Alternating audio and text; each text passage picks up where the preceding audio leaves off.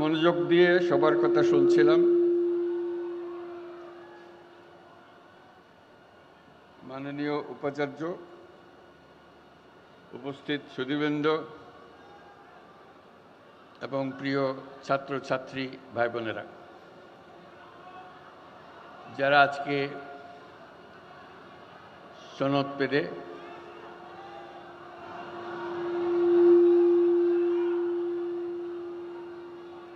বিশ্ববিদ্যালয়ের সমাবর্তন জীবনের একটা মস্ত বড় ঘটনা, সারা জীবন স্মরণ করে, ছবিটি সংরক্ষণ করে, নিজের পরবর্তী প্রজন্মকে দেখায়। সেই বিশেষ দিনটি আজকে। এই দীর্ঘ সময় পরে এই সমাবর্তন অনুষ্ঠান হতে পারল, এই জন্য বিশ্ববিদ্যালয় কর্তৃপক্ষকে অভিনন্দন জানাচ্ছি এবং তার সঙ্গে সকল ছাত্রছাত্রী, তারা দূর দূরান্ত থেকে এত বছর পরে আবার এই বিশেষ দিনটিতে উপস্থিত থাকার জন্য এসছে, তাদের জন্য জোরে একটা হাততালি দিয়ে আমরা তাদেরকে অভিনন্দন জানাচ্ছি। বিশ্ববিদ্যালয়ের সময়টা কত তাড়াতাড়ি চলে যায়, কেটে যায়, বোঝা যায় না। যখন শেষ হয়ে যায় তখন বড় মনে কষ্ট লাগে। একটা আনন্দের দিন শেষ হলো, জীবনের একটা বড় অধ্যায় শেষ হলো, নতুন অধ্যায় শুরু। আমার ব্যক্তিগত আনন্দ আজকে অন্য বিষয়। তোমাদের সঙ্গে দেখা করা সেটা অবশ্যই ভীষণ আনন্দের ব্যাপার। এই ক্যাম্পাসে ফিরে আসা বহু বছর পরে, সেটাও একটা ভীষণ আনন্দের ব্যাপার। বিশ্ববিদ্যালয় কর্তৃপক্ষকে অশেষ ধন্যবাদ আমাকে এই সুযোগটা দেওয়ার জন্য। এবং এই নতুন সনদপ্রাপ্ত যারা, তাদেরকে ডিপ্লোমা প্রাপ্ত যারা, তাদেরকে অভিনন্দন জানানো, এটাও একটা বিরাট সুযোগের ব্যাপার। আমার জন্য যেটা, যে আমি এই বিশ্ববিদ্যালয়ে এসেছিলাম 72 সালে, তখন বিশ্ববিদ্যালয়ে সবে যাত্রা শুরু।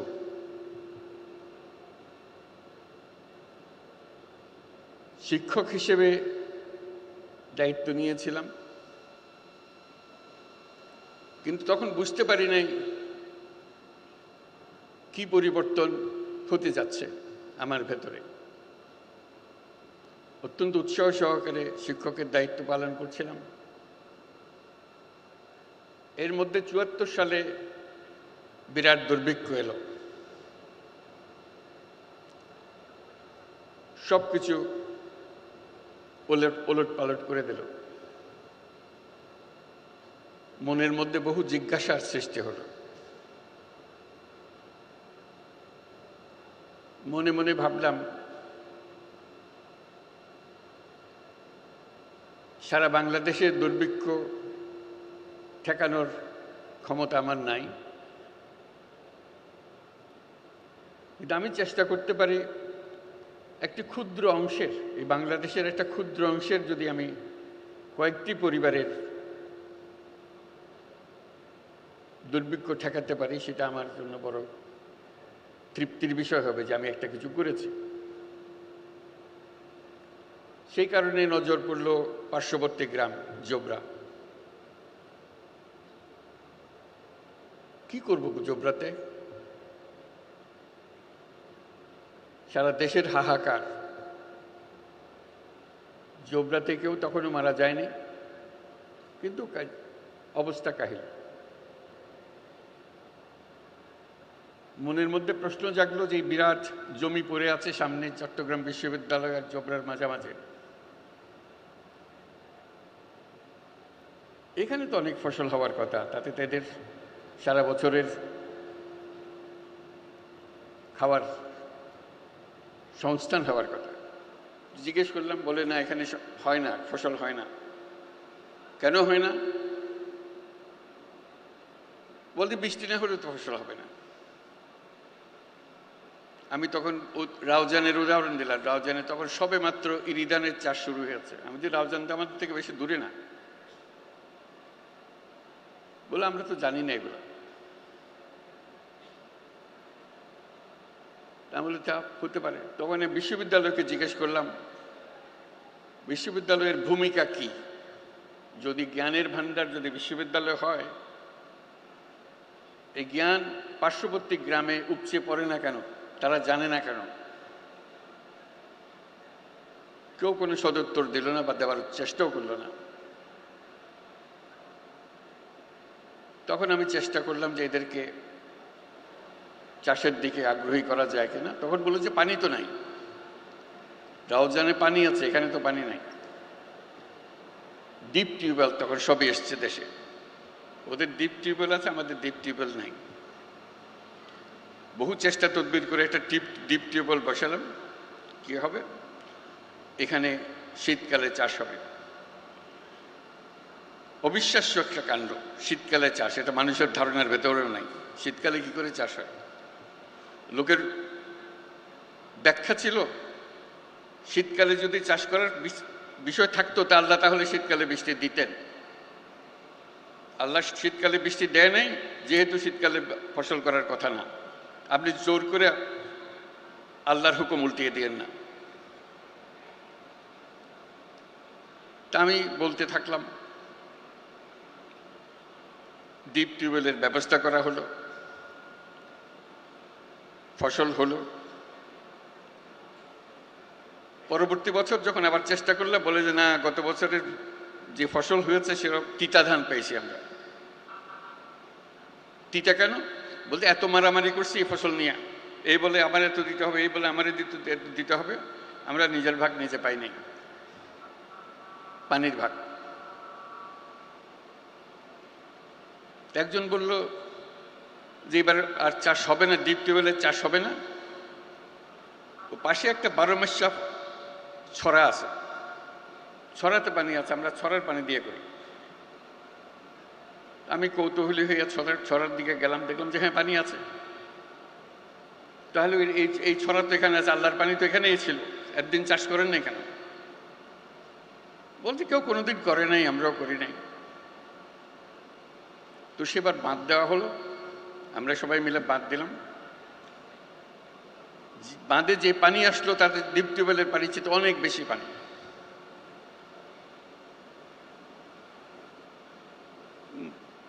নতুন শিক্ষা লাভ হলো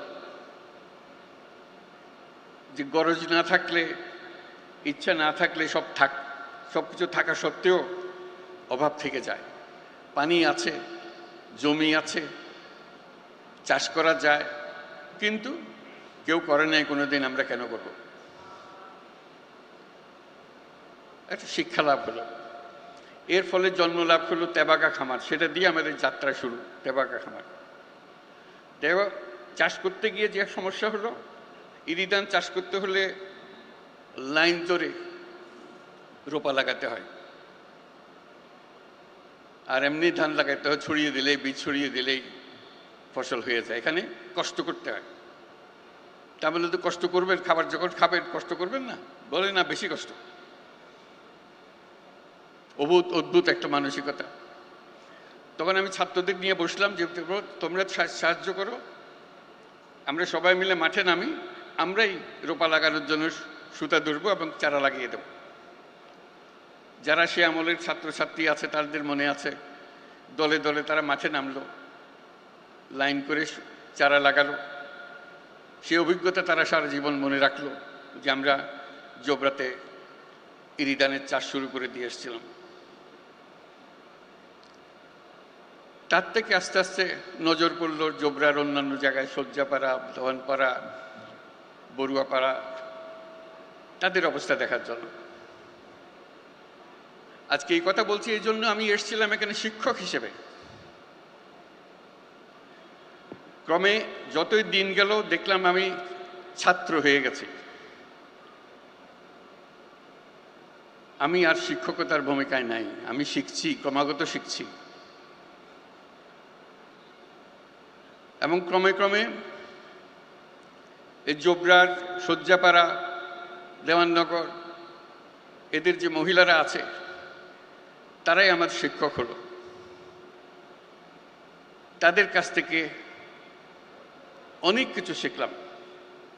আমার ছাত্রছাত্রীরা তারা আমার সঙ্গে ছিল, আজকে অনেকে উপস্থিত আছে, যারা মহিলাদের কাছে আমাকে নিয়ে গেল, তাদের কাছে পাঠদান নেওয়ার জন্য তাদের কাছ থেকে অবাক হয়ে গেলাম। যা ক্লাসরুমে পড়ায় তার সঙ্গে কিছুর মিল নাই। যে কাজে হাত দিলাম সেটা ক্রমে মহিলাদের খুব পছন্দের জিনিস হলো।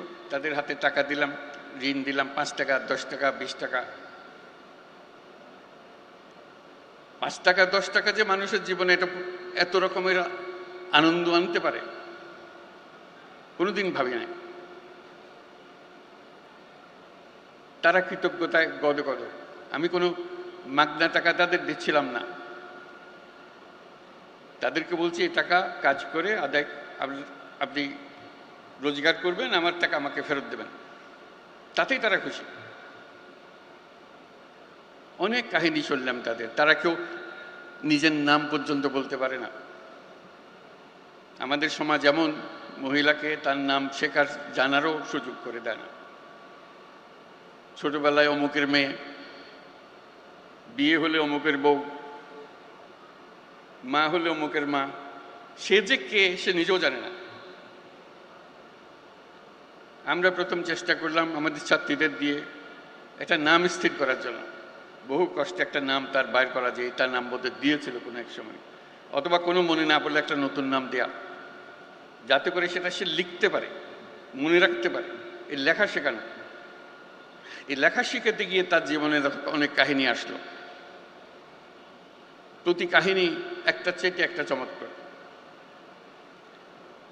এই থেকে আমি একটা সিদ্ধান্তে আসলাম। এটা বললাম যে সভা সমিতিতে বললাম, লেখালেখিতে বললাম যে ঋণ মানুষের মানবিক অধিকার। সবাই হাসাহাসি করলো। আপনি ঋণের কথাও বলেন, অধিকারের কথাও বলেন, এটা কোন ধরনের কথা? ইকোনমিক্সে তো কোনো অধিকারের বিষয় নাই, আপনি কোন সাবজেক্টের লেখাপড়া করেন?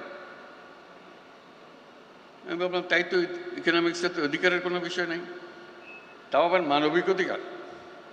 আপনি বলছেন ঋণ মানুষের মানবিক অধিকার।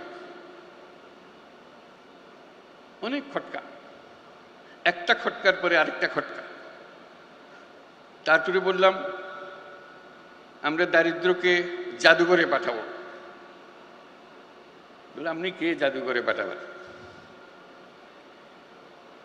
আমি বলছি আমি আপনার মতো একজন মানুষ, আমি পাঠাতে চাইলে আপনি আমাকে বাধা দিতে চান, বাধা দেন। বলে না এটা আপনার কাজ না, এটা তো সরকারের কাজ। তাহলে আমি আমার কাজ করে করতে থাকি, সরকার বাধা দিলে তখন দেখব। এই যে বললাম যে আমি জোবরার মহিলাদের কাছ থেকে নতুন অর্থনীতি শেখা আরম্ভ করলাম, সেই হিসেবে জোবরা আমার নতুন বিশ্ববিদ্যালয়ে দাঁড়িয়ে গেল। আজ পর্যন্ত যা কিছু করে যাচ্ছি, এই জোবরা থেকে যা শিখেছি তারই বহিঃপ্রকাশ। আমি বলছি যে যে অর্থনীতি আমরা পড়াচ্ছি, এই অর্থনীতি ব্যবসার অর্থনীতি, মানুষের অর্থনীতি না। যে কোনো অর্থনীতিবিদ্যার যদি শুরু করতে হয় মানুষকে দিয়ে শুরু করতে হবে, ব্যবসাকে দিয়ে না। আজকে যে শুরুটা হলো, সেই শুরুটাই আমাদেরকে ভুল পথে নিয়ে গেল। আমরা এক ব্যবসা কেন্দ্রিক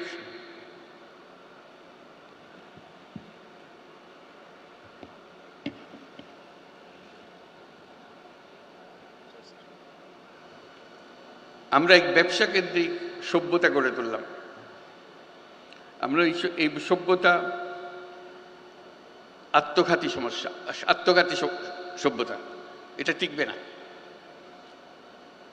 ওই যে নতুন বিশ্ববিদ্যালয়ে আমি পড়াশোনা শুরু করলাম, সে নতুন বিশ্ববিদ্যালয়ে আমাকে বলল যে এই বিদ্যায় পৃথিবী ধ্বংসপ্রাপ্ত হবে, এর থেকে রেহাই পাওয়ার কোনো উপায় নাই।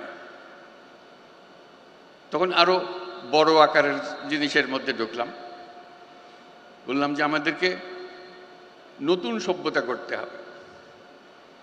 আমি ভাবলাম যে এটা বললে তো আমার সহকর্মী যারা আছেন,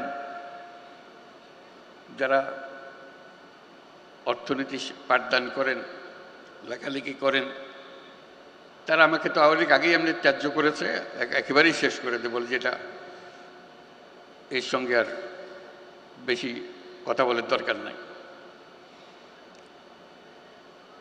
কিন্তু ওই নতুন শিক্ষাপ্রাপ্ত যে ছাত্র, আমার মাথায় সেটা রয়ে গেল যে আমাদেরকে আবার নতুন সূত্রে যাত্রা শুরু করতে হবে। যে অর্থনীতির ভিত্তি হবে মানুষ,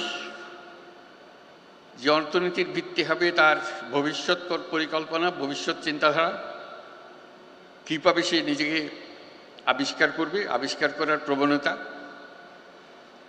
এবং তাকে যে দিকে তাকে ছুটিয়ে দেওয়া হয়েছে সেদিকে ছোটানো থেকে বের করে আনা। এগুলো বলছি এজন্য সমস্ত কিছুর বীজ বপন হয়েছে এই বিশ্ববিদ্যালয়ে, পাশে নতুন বিশ্ববিদ্যালয়ে।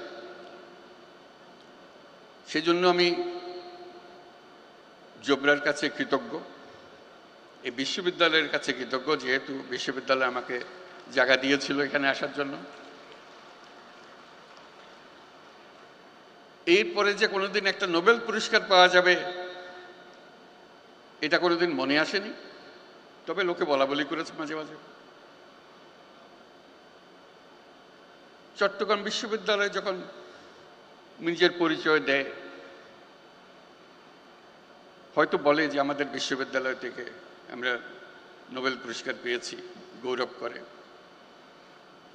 ভ্যান্ডারবিল্ট বিশ্ববিদ্যালয়ে তারা গৌরব বোধ করে যে আমি তাদের বিশ্ববিদ্যালয়ের ছাত্র ছিলাম। তা আমি তাদেরকে বলি যে চট্টগ্রাম বিশ্ববিদ্যালয়ে গৌরব করার কারণ বড় দুইটা, তোমাদেরটা একটা, তাদেরটা দুইটা। এই জন্যে এই পুরো কর্মসূচি যার জন্য নোবেল পুরস্কার, তার সমস্ত গোড়াপত্তন হয়েছে এই বিশ্ববিদ্যালয়ে, এই বিশ্ববিদ্যালয়ের সাহচর্যে। এবং সেজন্য এই বিশ্ববিদ্যালয় গৌরববোধ করতে পারে যে আমি শুধু এখানে শিক্ষক ছিলাম না, ছাত্রও ছিলাম এই বিশ্ববিদ্যালয়ের পাশের গ্রামের।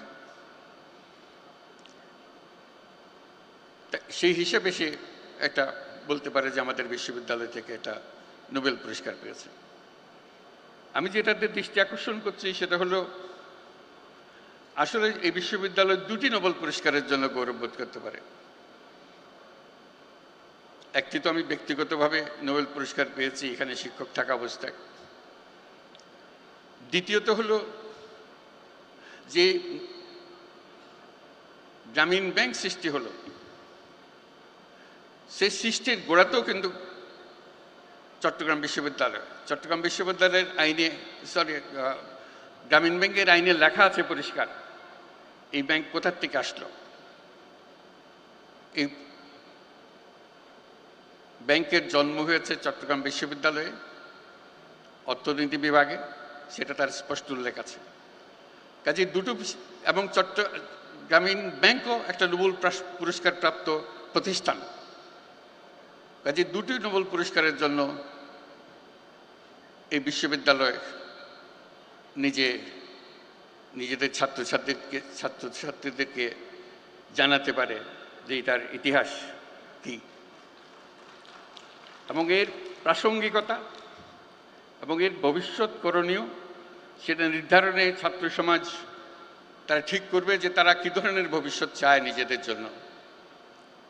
কারণ এই বিশ্ববিদ্যালয়ের আরেকটি শিক্ষা, যেটা আমরা সবসময় সবাইকে স্মরণ করিয়ে দিই, আমরা যে ধরনের বিশ্ব গড়তে চাই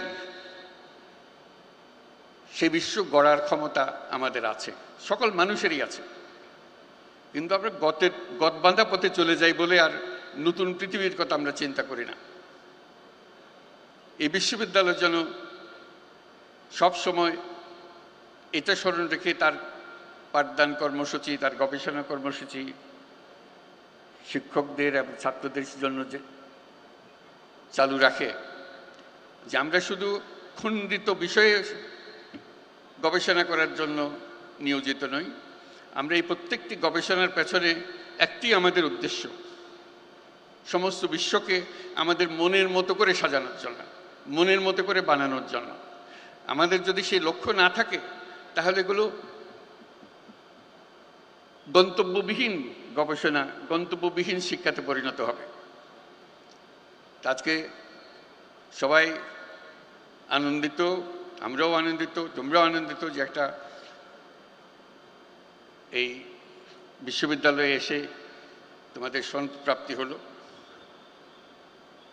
সবাইকে অভিনন্দন জানাই এবং আশা করি আমরা সবাই চেষ্টা করব যে পৃথিবীর ভবিষ্যৎ আমাদের নিজেদের প্রত্যেকের হাতে।